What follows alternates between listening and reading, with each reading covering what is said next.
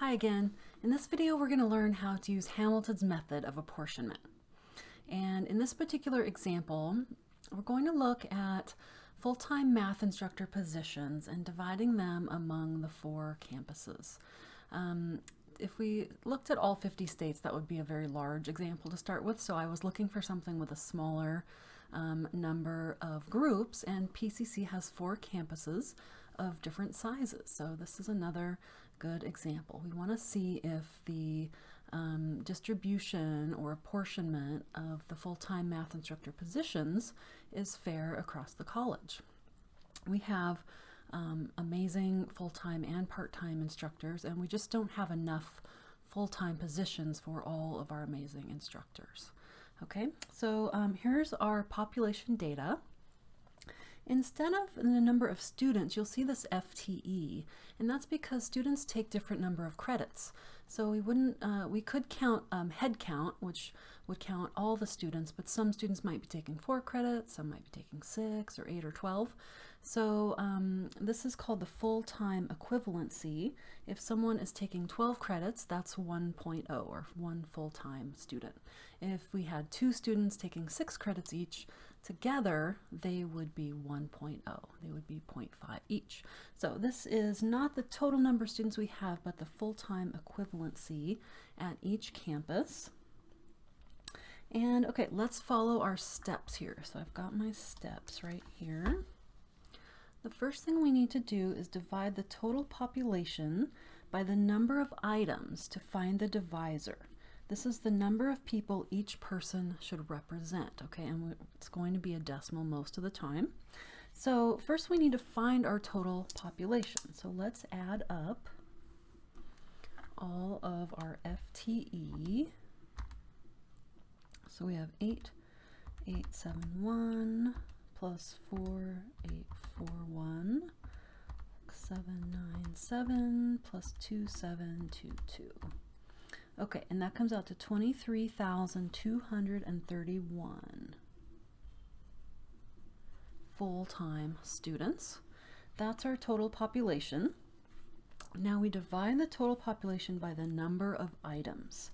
So I'm going to take 23,231 divided by, we have 45 full-time instructor positions.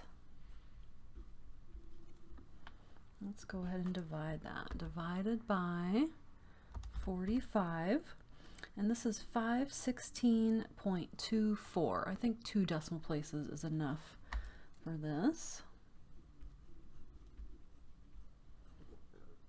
What this says is that each full-time instructor position corresponds with about 516 students, or 516 and a quarter student, FTE. Okay. So that is our first step. We found our divisor, okay? Now what do we do with that? Step 2 says divide the population of each group by the divisor to get the standard quota. Okay, so I like to write, above my standard quota, I like to write divided by 516.24, and then we're going to take each number here and divide by that, okay?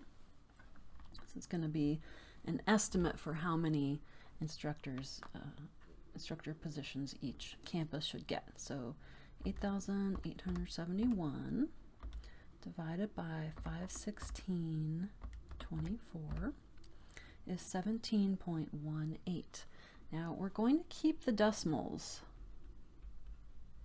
for now because we're going to use them, but we know we can't have 17.18 of a math instructor.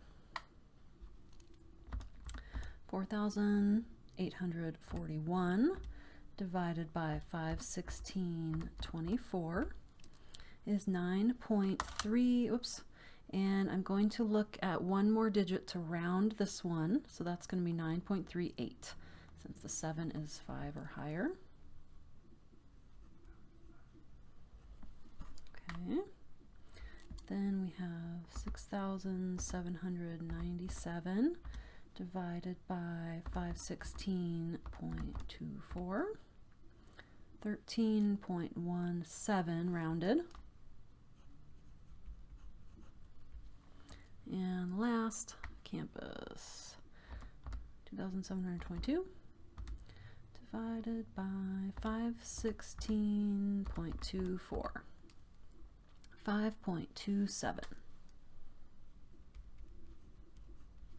Okay. Put the calculator away for a second. Okay, so this is our standard quota. Now, these two steps are actually the same for every single method, so that's really nice. Let's look at what's specific to Hamilton's method, okay? And this method was actually the first one that was developed, but it was actually vetoed first by George Washington in 1792. But then it was used later on from 1850 to 1900. So what Hamilton said was he said to cut off the decimal and find the initial number. Then give any extra seats in order of the highest decimal remainders. Okay, so first let's cut off the decimal. So what we do is we just pretend like we're cutting those off. So we have 17, 9, 13, and 5. This is our initial estimate, okay? Let's add this up and see how many instructor positions this is. 17 plus 9 plus 13 plus 5 is 44. Okay, so we got close, but all of these decimals add up to one more instructor. So what do we do with the extra instructor position? So then Hamilton said, give any extra seats in order of the highest decimal remainders. So what we do is we look for the highest decimal, the campus with the highest decimal, and it is 0.38. So this is Cascade. They are going to get the extra 1. If we had 2 extra, let's say it came out to 43, if we had 2 extra, we would look for the next highest decimal, and that would be Southeast. It would get the next one. And Sylvania would be next in line, and then Rock Creek. So however many you have left over, you just keep going in the order of the decimals. Okay, so the final is Sylvania gets 17, Cascade gets 10, Rock Creek gets 13, and Southeast gets 5. Let's just double check, but altogether we know that should now be 45.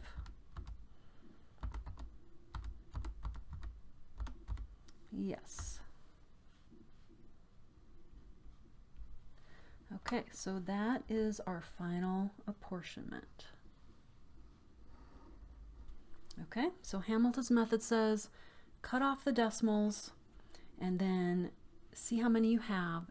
However many are remaining, if any, then you go to the order of the highest decimals and then assign any remaining in that manner. Okay, so that's Hamilton's method. In the next video, we'll look at Jefferson's method. So see you there.